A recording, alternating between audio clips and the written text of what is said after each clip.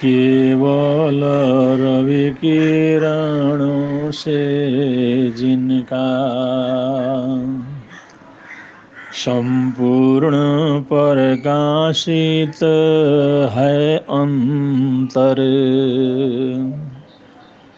उनकी वाणी में होता है तत्वों का सुंदरतम दर्शन।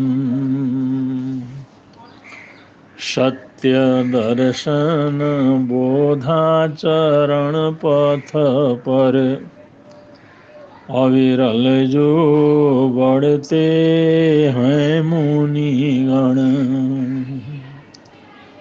अरहत देव परम आगम गुरु को, अरहत देव परम आगम गुरु को शत शत वंदन, शत शत वंदन, शत शत वंदन, शत शत वंदन।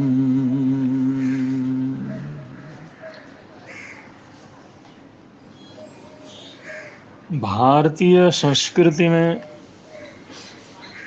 मनुष्य मात्र के लिए 4 अनिवार्य पुरुषार्थ माने गए हैं। जन्म से मृत्यु पर्यंत ये पुरुषार्थ साथ साथ रहते हैं। जो कुछ भी हम करते हैं, कुछ भी करते हैं, उनके मूल में ये 4 निश्चित रूप से रहते हैं, जिन्हें पुरुषार्थ चतुष्टय कहा जाता है। वो हमारे हर काम के मूल में उनकी ही प्रेरणा रहती है। वे 4 पुरुषार्थ हैं: धर्म पुरुषार्थ, अर्थ पुरुषार्थ, काम पुरुषार्थ और मोक्ष पुरुषार्थ। इन पुरुषार्थों से गुजरते हुए हमें मोक्ष तक की यात्रा पूरी करनी है। ये भारतीय दर्शन, भारतीय सनातन परंपरा में, भारतीय दर्शन में, भारतीय संस्कृति में ये एक स्वर से स्वीकार किया गया है। ये आत्मा इन 4 पुरुषार्थों से गुजरते गुजरते मोक्ष तक जाकर के अपनी यात्रा परिपूर्ण करती है। यह हमारी आत्मा। धर्म पुरुषार्थ में धर्म के स्वरूप को समझना, उसमें उचित अनुचित समझना, उसमें पाप और पुण्य को समझना, उसमें कर्म बंधन और कर्म मुक्ति, कर्मों के आगमन को समझना, और उस धर्म के स्वरूप को समझ करके उसे जीवन में धारण करना होता है। और अर्थ पुरुषार्थ को समझना, अर्थ की महत्ता को समझना, अर्थ के बाह्य और आभ्यंतर रूप को समझना, और उसके सर्वांगीण रूप की जानकारी प्राप्त करते हुए अर्थ के अशुभ पक्षों को समझना और शुभ पक्षों को समझना, और दोनों में से जो शुभ है उसको करना, जो अशुभ है उससे अपने आप को बचाना। ये सब अर्थ पुरुषार्थ के अंतर्गत आता है। और ये हमारी मोक्ष की यात्रा में अर्थ किस रूप से सहयोग दे सकता है, किस रूप से उसका उपयोग अधिक से अधिक किया जा सकता है, ये समझ और ये प्रयोग, ये भी अर्थ पुरुषार्थ के अंतर्गत है। और उसके आगे काम पुरुषार्थ है। काम पुरुषार्थ में इच्छाएं हैं, आशाएं हैं, सुख हैं, आनंदानुभूति है, सुखानुभूति है, ऐन्द्रिक सुख की परिकल्पनाएं हैं, ऐन्द्रिक सुख की उपलब्धियां हैं, ऐन्द्रिक आकर्षण हैं, जिनकी वजह से हमारे जीवन में गति पैदा होती है। अगर ये काम पुरुषार्थ न हो तो आदमी की गति नहीं हो सकती, आगे बढ़ नहीं सकता। वो जितना भी है काम पुरुषार्थ की वजह से ये सारी कायनात, ये सारी प्रकृति एक रफ्तार लेकर के आगे बढ़ती रहती है। तो उस स्वरूप को समझना और उस सही स्वरूप को समझ करके उसमें सही ढंग से उसका उपयोग जीवन में करने का प्रयत्न करना, ये सब हमारी मोक्ष पुरुषार्थ की यात्रा में सहायक हो, ऐसा प्रयत्न करना। ये कभी बाधक न बने, ऐसी जागरूकता रखना, इस चीज की जागरूकता रखना कि मुझे क्या करना चाहिए, क्या नहीं करना चाहिए। ऐसी आंतरिक और व्यवहारिक यात्रा करते हुए परमात्मा अवस्था के नजदीक पहुंचने का जो उपक्रम है, सिद्ध मुक्त अवस्था के नजदीक पहुंचने का उपक्रम है, उसको मोक्ष पुरुषार्थ कह करके पुकारा जाता है। तो अगर देखा जाए तो दुनिया में जितने भी प्राणी हैं, ये सब इन्हीं चार पुरुषार्थों को केंद्र में रख करके आगे बढ़ते हैं। और इसमें जो गतिशीलता है वो सब उनके मूल में ये चार पुरुषार्थ हैं। और इस यात्रा की सही सार्थकता के लिए ये हमारी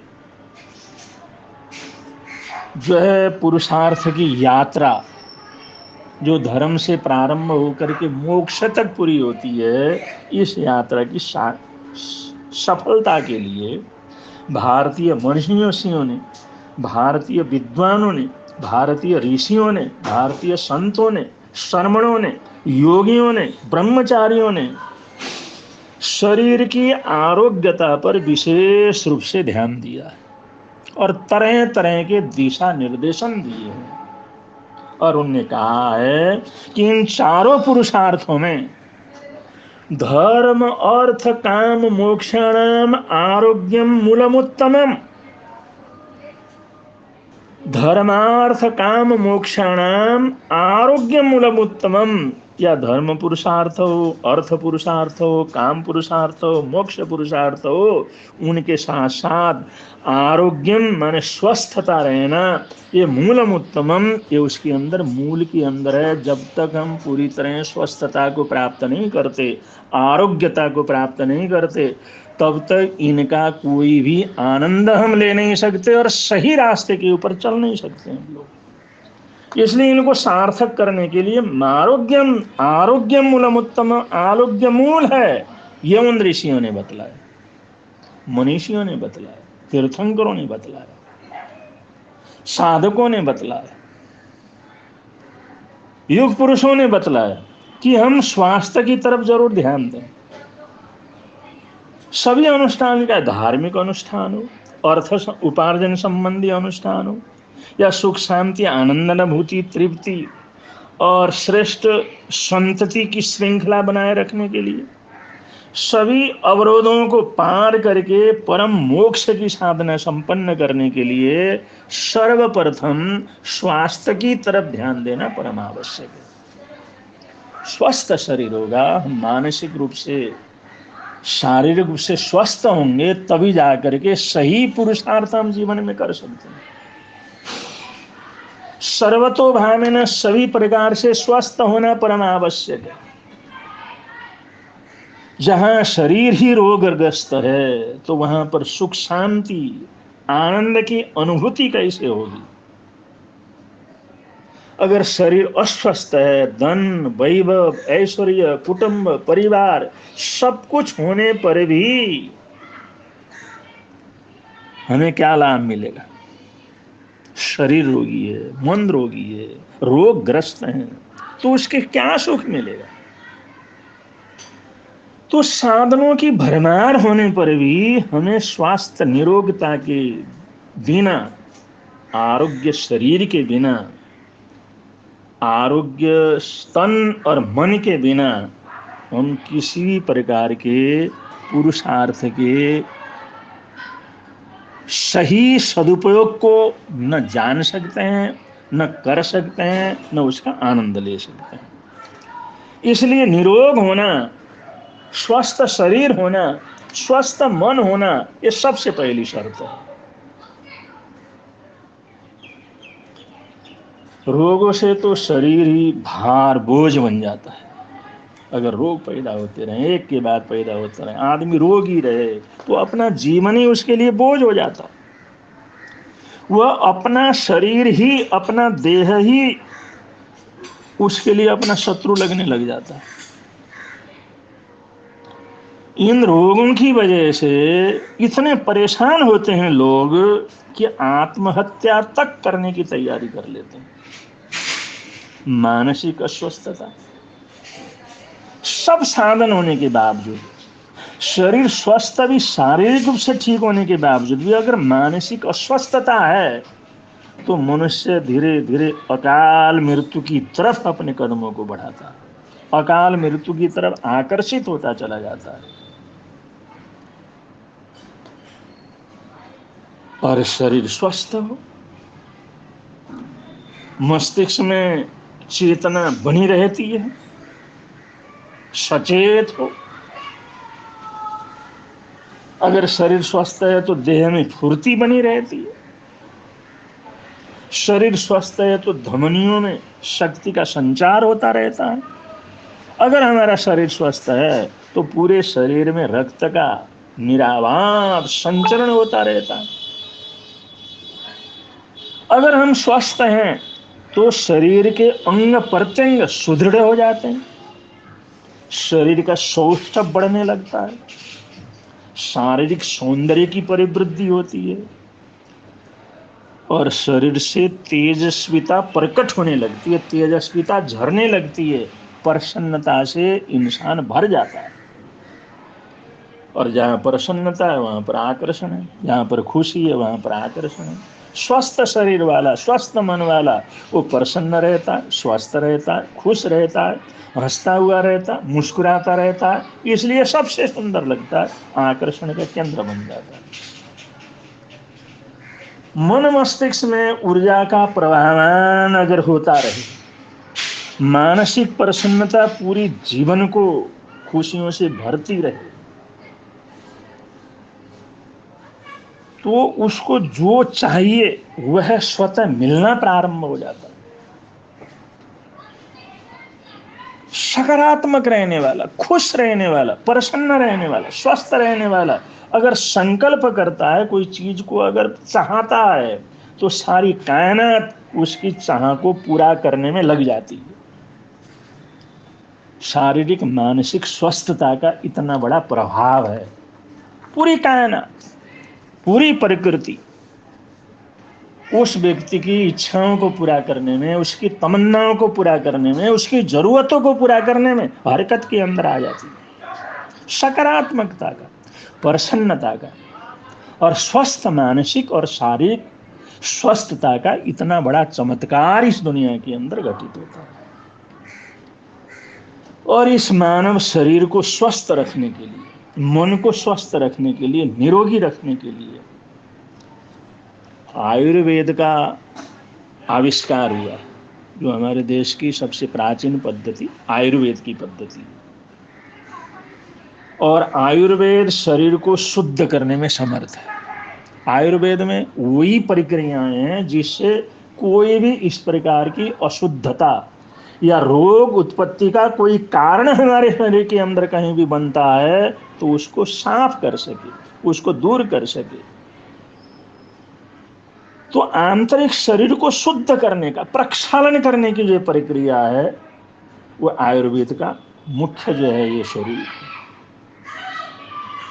आयुर्वेद का ही दूसरा जो पक्ष है वो श्रम करना, परिश्रम करना, अपना काम अपने आप करना, स्वावलंबी रहना, व्यायाम करना, अपने शरीर के हर जोड़ को, सिर से लेकर के पैर तक जितने भी हमारे शरीर में छोटे और बड़े जोड़ हैं, जहां जहां पर भी जोड़ हैं, उन सारी जोड़ों को कुछ न कुछ हिलन चलन देना, इसको कहते हैं व्यायाम, इसको कहते हैं योग आसन, योगासन।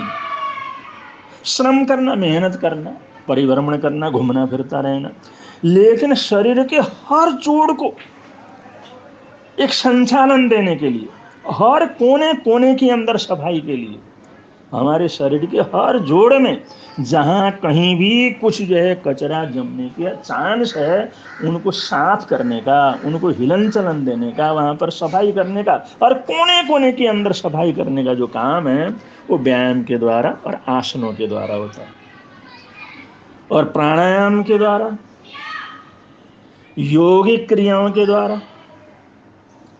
आसन के बाद जो प्राणायाम की अनेक प्रक्रियाएं, उनके द्वारा हमारे आंतरिक ऑर्गनों को ताकत मिलता है, उससे शक्ति मिलती है। आंतरिक जो ऑर्गन है उनके कोने कोने में जो रही हुई कोई भी गंदगी है उसको साफ करने के लिए, उसको दूर करने के लिए प्राणायाम के अनेक रूप जो है प्रचलित हैं, और उन प्राणायामों का अभ्यास किया जाता है। उससे जो है अगर कहीं पर ज़्यादा जो है अनावश्यक चीज़ है तो उसका साफ हो जाता है, जहाँ पर ज़रूरत है उसकी परिपूर्ति हो जाती है, अगर कहीं पर घाव वगैरह है तो वो दूर हो जाते हैं, और शरीर के हर कोने के ऊपर जो है रक्त का संचारण हो जाता है, और वो प्राण शक्ति, ऑक्सीजन के साथ साथ जो प्राण शक्ति शरीर के हर कोने के अंदर पहुँचती है। जो सारी योगिक क्रियाएं, प्राणायाम की क्रियाएं, वो इसके लिए, इसके अंतर्गत आती हैं। तो ये सब प्रक्रिया हमारे को निरोग रखने के लिए, तो ऐसे ध्यान और योगिक प्रक्रियाओं का निरंतर शिक्षण होते रहना, निरंतर प्रशिक्षण होते रहना, निरंतर उसको सीखते रहना, गुरु के चरणों में, प्रशिक्षकों के चरणों में जाकर के उनके संरक्षण में कुछ न कुछ करते रहना, यह आवश्यक होता है। रोगों से मुक्त होने के लिए और ये निरोगता का निरंतर अभ्यास करने के लिए, ये निरंतरता पूर्वक हमारा श्रम, व्यायाम, आसन, प्राणायाम आदि क्रियाएं, सूक्ष्म क्रियाएं, इन सब का अभ्यास निरंतर रूप से होना चाहिए। जैसे हम रोज भोजन करते हैं, रोज पानी लेते हैं, ऐसे ही रोज हम प्राणवायु लेते हैं हर क्षण, ऐसे कम से कम रोज भोजन की तरह एक बार कुछ समय के लिए इन चीजों से गुजरना स्वस्थ रहने के लिए बहुत आवश्यक है। अधिक कुछ नहीं कर सकते तो भी सादा भोजन का ध्यान रखें, श्रम का ध्यान रखें, परिश्रम के अंदर भरोसा रखें, अपना काम करना, उठना हो, बैठना हो, जाना हो, आना हो, लेना हो, स्वयं करने का प्रयत्न करें, जिसमें दूसरे के ऊपर परालंबन न हो। कुछ भी चाहिए खुद उठें, उठ करके उसको लेके आए। इससे शरीर में शैथिल्यता नहीं आती, आलस नहीं आता, फैट समाप्त होता रहता, शरीर का हिलन चलन होता रहता। इसलिए अपना काम अपने आप करते हैं, किसी को नहीं कहते ये काम करो, खुद उठता है, काम करता है। एक बार उठना पड़े, 2 बार उठना पड़े, 10 बार उठना पड़े, खुद उठता है, तो इसका बड़ा प्रभाव पड़ता है। भ्रमण वगैरह करना, सुबह के समय जो ऑक्सीजन से भरा हुआ वातावरण होता है उस समय अगर भ्रमण करते हैं, आसन योगासन करते हैं, ध्यान प्राणायाम करते हैं, ये अनिवार्य रूप से अगर जीवन के साथ जोड़ करके रखते हैं तो इसका अर्थ ये हो जाता है कि बहुत सी अगर तकलीफें हमारे शरीर के अंदर हैं तो दूर हो जाती हैं, अगर नहीं है तो उनके उत्पत्ति होने का चांस खत्म हो जाता, उनके आने का रास्ता बंद हो जाता। अगर हैं तो दूर हो जाते हैं, नहीं है तो आगे तक उनके आने का मौका नहीं मिलता, उनका रुकावट हो जाता। तो कितनी अच्छी प्रक्रिया, यही प्रक्रिया है। इसको अगर हम जीवन के अंदर अपनाते हैं और दूसरे को कहते हैं, दूसरे को भी इसके साथ जोड़ते हैं, तो इसी नाम का, इसी भाव का, इसी प्रयत्न का तो ये परिणाम है कि सर्वे भवन्तु सुखिनः, सभी सुखी हैं, सर्वे संतु निरामया, सभी रोगों से मुक्त रहें। सर्वे भवन्तु सुखी, सभी सुखी रहें। सुख कैसे रहेंगे? सर्वे भवन्तु निरामया, रोग से मुक्त रहें। और रोग से मुक्त रहें तो आयुर्वेद के अंदर जुड़ना पड़ेगा, आसन योगासन के साथ जुड़ना पड़ेगा, प्राणायाम में जुड़ना पड़ेगा, तभी जाकर के सुखी रहेंगे। और सर्वे भद्राणि पश्यन्तु, सभी एक दूसरे का भद्र, एक दूसरे का कल्याण देखें। सिर्फ अपना कल्याण ना देखें, सिर्फ अपना हित ना देखें, अपने आसपास जो भी है उनका कल्याण भी देखें, उनका हित भी देखें, उनकी सुख शांति को भी देखें। और माँ कश्चित दुख भाव भवेत, न खुद दुखी हो न दूसरे को दुखी करें। ये हमारी भारतीय संस्कृति है, ये भारतीय आराधना साधना की पद्धति है। ये चारों पुरुषार्थ को जीवन के अंदर उतारने का एक अभ्यास है। जो लोग इस तरह से सोच विचार करके इस तरह की वृत्तियों के साथ आगे बढ़ते हैं, अपने जीवन को सार्थक बनाते हैं, अपने जीवन को अर्थ देते हैं, तो ये बड़ी मूल्यवत्ता जीवन की होती है। और इसीलिए हमारे को मनुष्य का जीवन मिला है। तो ये परमात्मा का दिया हुआ उपहार हर तरह से सुरक्षित रहे, हर तरह से सुंदर रहे, और हर तरह से श्रेष्ठ रहे, कल्याणकारी रहे। ऐसी हार्दिक हार्दिक भावनाओं के साथ, मंगल कामनाओं के साथ अपने वक्तव्य को विराम दे रहे हैं। बोलिए भगवान महावीर स्वामी की जय।